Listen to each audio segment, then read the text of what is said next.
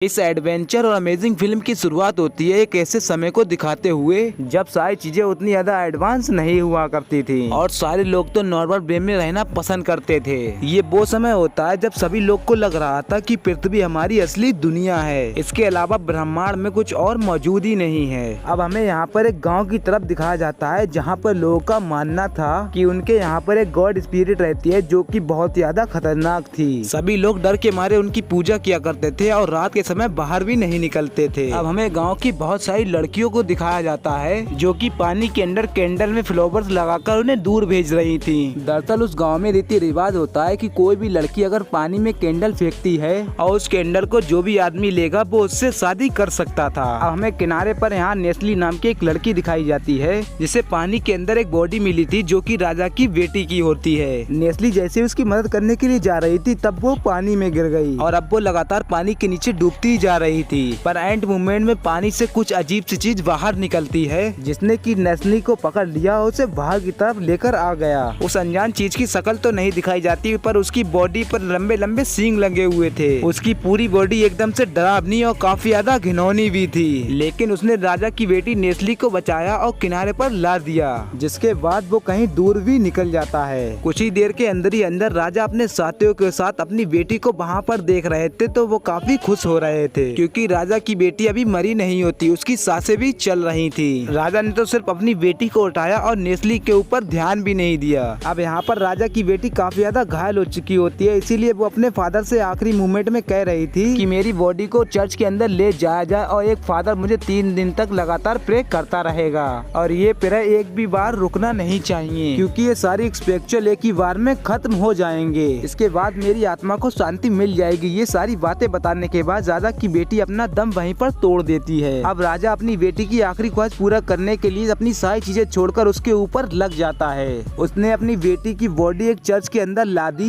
और एक फादर को उसने बुला लिया था रिचुअल परफॉर्म करने के लिए। राजा ने तो सिंपली यहाँ पर उस फादर से कह दिया कि तुम्हें 3 दिन तक यहाँ पर प्रे करना होगा और उसके बदले मैं तुम्हें बहुत सारा गोल्ड दूंगा, लेकिन अगर तुम ये प्रे छोड़कर बीच में ही चले गए तो तुम्हें जान से मार दिया जाएगा। वो फादर रिचुअल स्टार्ट करने से पहले इतना डर गया था राजा की वजह से, लेकिन अब उसे ये करना ही था, इसीलिए वो अपने सारे सामान लेकर वहाँ पर बैठ जाता है। उसने तो बाइबल ही पढ़ना स्टार्ट कर दिया था और साइड में राजा की बेटी की डेड बॉडी थी। अब यहाँ पर आधी रात का समय होता है जहाँ पर सारी चीजें तेजी से बिखरने लगी थी। तेज हवाएं चल रही होती है जिससे कि वो फादर समझ गया कि यहाँ पर कुछ गलत होने वाला है। फादर को पहली बार अब डर लग रहा होता है, इसीलिए उसने अपनी चारों तरफ एक बड़ा सा सर्कल बना लिया होता है। वो सोच रहा होता है कि चाहे जितनी भी कोई बुरी आत्मा हो, जब तक ये सर्कल बना है तो कोई भी उस पर अटैक नहीं कर सकता। थोड़ी देर के बाद राजा की बेटी की वहाँ पर स्पिरिट आ जाती है जो कि काफी ज्यादा खतरनाक थी और उसने तुरंत ही फादर के ऊपर हमला कर दिया। ये खतरनाक सीन यहीं पर ब्लैंक हो जाता है। अब हमें उसी गांव में जोनेथन नाम का एक आदमी दिखाया जा रहा था जो कि किसी अनजान लड़के के साथ बेड पर सोया हुआ होता है। अब उस लड़की के फादर को पता चल गया कि जोनेथन उसके साथ मौजूद है, इसीलिए वो अपने कुछ साथियों को लेकर के वहाँ पर आ जाता है। उस लड़की का फादर दोनों को साथ में देखकर काफी ज्यादा चिल्ला रहा था और उसने अब जोनेथन से कह दिया था कि तुम्हें अब मेरी बेटी से शादी करनी होगी। हालांकि जोनेथन खड़ा होकर के कहता है कि मैं शादी करने के लिए तैयार तो हूँ, मगर उसके लिए मेरे पास अभी टाइम है। जोनेथन वहाँ से भागने लग जाता है क्योंकि अगर वो वहाँ पर रुक गया तो लड़की के फादर उसको तुरंत ही शादी करा देगा। जोनेथन तो बड़ी चालाकी से गाड़ी की तरफ बैठ जाता है जो कि दूसरी तरफ जा रही थी। तब जाकर हमें ये पता चला कि जोनेथन एक रिसर्चर है। उसे अलग अलग जगहों पर घूमकर नक्शे बनाना भी काफी ज्यादा पसंद था और उसका एक सपना होता है कि वो पूरी दुनिया पर घूमकर एक बहुत ही बड़ा नक्शा बनाए जिससे कि सभी लोगों की मदद और उससे रेफर करके वो लोग सभी आगे जा सकते थे। हालांकि ये रिसर्च जोनेथन की अभी तक कंप्लीट नहीं हुआ करती थी और उसने जितने भी नक्शे बनाए थे वो एकदम परफेक्ट हुआ करते थे। वो तो अपने दोस्तों से जो कि अलग अलग देशों में मौजूद हैं, उन लोगों से फीडबैक लेने के लिए कबूतरों की मदद से वो मैसेज सेंड किया करता था। यानी कि धीरे धीरे जोनेथन इन सारे कामों में काफी ज्यादा अच्छा हो रहा होता है। अब हमें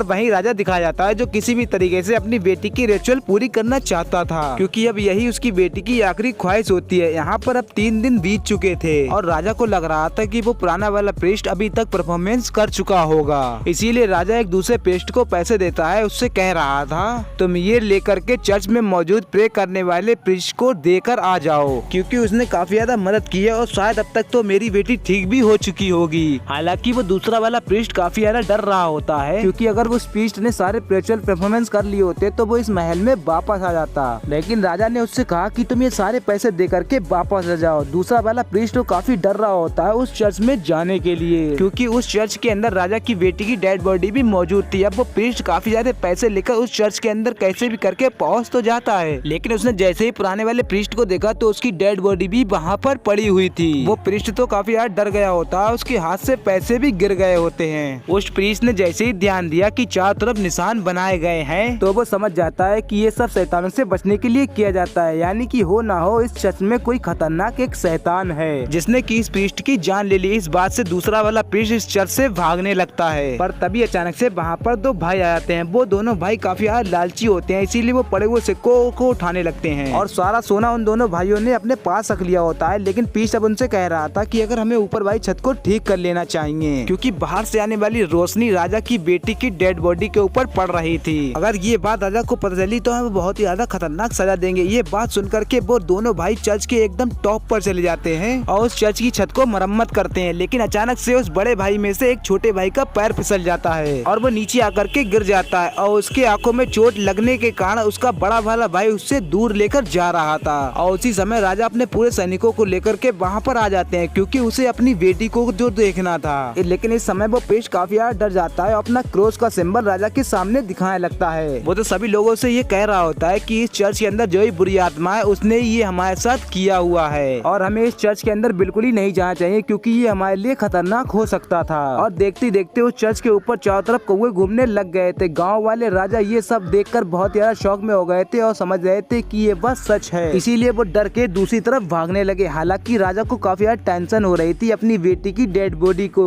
देखने के लिए कि आखिर उसके साथ क्या होगा। लेकिन वो प्रीस्ट राजा को समझाता है कि आपको ठंडे दिमाग से काम लेना होगा। भले ही आपकी बेटी मर चुकी है, लेकिन वो चर्च बहुत ही ज्यादा खतरनाक हो गया है। उसके अंदर कोई ना कोई खतरनाक शैतानी आत्मा है जो कि हम लोग के ऊपर हमला कर रही है और अब इसीलिए अब हम लोग को वहाँ नहीं जाना चाहिए। अब राजा उस प्रीस्ट की बात काफी अच्छी तरीके से समझ जाते हैं और अपने गाँव की तरफ वापस बढ़ने लगते हैं। अब हमें वहाँ पर दिखाया गया कि सारे गाँव वाले अपनी संपत्ति लगाकर वहाँ पर एक और चर्च बनवाते हैं। वहाँ पर सभी लोग प्रे कर रहे थे दूसरे चर्च के लिए जिसके अंदर वो शैतानी आत्मा थी। उन्हें लग रहा था कि ऐसा करने से शायद वो दूसरा वाला चर्च भी एकदम से नॉर्मल हो जाए और सभी लोग तो इकट्ठा होकर के वहाँ पर प्रे करने लगते हैं। थोड़ी देर के अंदर ही उस चर्च की तरफ काफी खतरनाक एविल आत्माएं आने लग गई थी। ये आत्माएं तो देखते ही देखते एक में कन्वर्ट हो जाती हैं और काफी बड़ा सा स्ट्रक्चर बना लेती हैं। प्रीस्ट तो सबसे आगे खड़ा था, इसीलिए सब गाँव वाले अपने घुटने टेक कर उसकी पूजा करने लगे। अब हमें पुराने वाले चर्च पर वही आदमी दिखाया जाता है जिसके शरीर पर बहुत सारे सींग लगे हुए थे और इसी आदमी ने नेस्ली की जान बचाई थी। वो अनजान आदमी बहुत ही गौरव से ये सब चीज देख रहा होता है। वो समझ जाता है कि जरूर यहाँ पर कोई गड़बड़ है। सभी गांव वाले उन सारी चीजों पर बिलीव करने लग गए थे जो कि उनके गांव में सच में हो रहा था, यानी कि पूरे गांव में एकदम से डर का माहौल फैल गया था। लेकिन इस बात को अब 1 साल भी बीत जाता है। अब इतना लंबा सफर तय करने के बाद भी इस गाँव में वो जुनैदन आ गया था। वो तो अपने कुछ दोस्तों के साथ होता है जो कि पेट भर के खाना खा रहे थे। अब खाना खाते वक्त जुनैदन के दोस्त उसे बता रहे थे कि हम भी कुछ समय पहले इस गांव में यहाँ पर आए थे, लेकिन हमारा एक साथी इस गांव में गायब हो गया और आज तक भी वो नहीं मिला।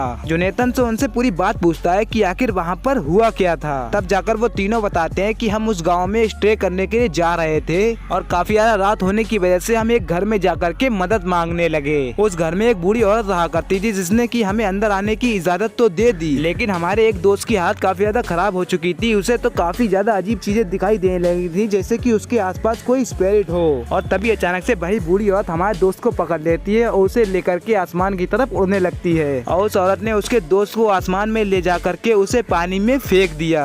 और वो आखिरकार बूढ़ी औरत जो कि एक शैतान में कन्वर्ट हो गई कि आखिर वो थी कौन, इस बात का उन लोग को पता आज तक नहीं चल पाया था। जुनैदन इन सारी बातों पर बिल्कुल ही विश्वास नहीं कर पाता, क्योंकि वो इस अंधविश्वासों पर बिल्कुल ही भरोसा नहीं करता और साइंटिस्ट चीजों पर ही भरोसा किया करता था। हुआ करती थी वो उसी को सच मानता और आगे बढ़ा करता था। अब जुनैदन जैसे फॉरेस्ट में पहुंच जाता है और वहाँ पर आराम करने के लिए उतरता है, तभी उनकी तुरंत ही घोड़ा गाड़ी आगे बढ़ने लगी थी। जुनैदन तुरंत ही अपनी घोड़े गाड़ी के अंदर चला गया, क्योंकि अब देखते ही देखते फॉरेस्ट के अंदर से कुछ खतरनाक जानवर आकर के उसका पीछा करने लग गए थे। ये जानवर ऐसे होते हैं कि इनकी पूरी बॉडी पूरी तरीके से सड़ चुकी होती है, लेकिन वो पूरी तरीके से जिंदा भी होते हैं और जुनेतन को मारने की कोशिश कर रहे थे। हालांकि इन सारी चीजों के बारे में जुनेतन को जब पता चलता है तो वो अपने घोड़ा गाड़ी की स्पीड काफी तेज कर देता है, जिससे कि वो इस फॉरेस्ट से बाहर निकल सके। लेकिन अब गलती से उसकी घोड़ा गाड़ी में आग लग गई थी, इसीलिए उसे जल्द से जल्द नीचे उतरना पड़ेगा ताकि वो अपने घोड़ा गाड़ी में आग बुझा सके। हालांकि उसने उन जानवरों को गन से मारने की कोशिश की, लेकिन वो जानवर ऐसे होते हैं उनके गोली का कोई असर नहीं हो रहा था। अब इतनी ज्यादा खतरनाक आवाजें आने के कारण गाँव के सभी लोग काफी ज्यादा डर जाते हैं। जुनेतन भी अब डायरेक्टली उसी गाँव के अंदर आ गया था और कीचड़ में जाकर के गिर जाता है। वहाँ पर तो अब भाई बुरा प्रीस्ट आ चुका था, जिसे कि जुनेतन को देखकर काफी शौक पड़ गया था, क्योंकि ये उनके गांव का आदमी नहीं बल्कि बाहर से आया हुआ है। इसीलिए उसने किताब को पढ़ते हुए कह दिया कि जुनेतन भी किसी शैतान का भेजा हुआ एक इंसान है, जो कि गांव वाले के लिए काफी खतरा हो सकता था। इसीलिए गांव वाले उसके लिए काफी अगेंस्ट हो जाते हैं। लेकिन जुनेतन तो इन सारी बातों पर ध्यान नहीं देता, उसी जगह पर रहने का डिसाइड भी कर लेता है। और जब यहाँ पर राजा को ये बात पता चली कि जुनेतन नाम का एक आदमी जगह जगह पर घूमकर नक्शे बनाता है, तो राजा ने उसे अपने पास बुला लिया था। यहाँ पर वो पूरा प्रीस्ट राजा से अभी काफी ज्यादा गुस्सा होता है, क्योंकि राजा चाहते थे कि चर्च के अंदर जो उसकी बेटी की डेड बॉडी मौजूद है उसकी प्रॉपर तरीके से देखभाल की जाए। तो इसी के साथ इस मूवी का यहाँ पे एंड होता है। उम्मीद करता हूँ दोस्तों आपको हमारी ये वीडियो पसंद आई हो। अगर पसंद आई हो तो इस वीडियो को लाइक करके हमारे चैनल पे नए हैं तो चैनल को भी सब्सक्राइब कर लें, और साथ ही साथ अपने दोस्तों में शेयर करें ताकि आपके दोस्त हमारी वीडियो पे ज्यादा से ज्यादा कमेंट करें और हमारे चैनल पर बने रहें ताकि और भी अमेजिंग वीडियो देखने के लिए मिलते हैं नेक्स्ट शानदार वीडियो में।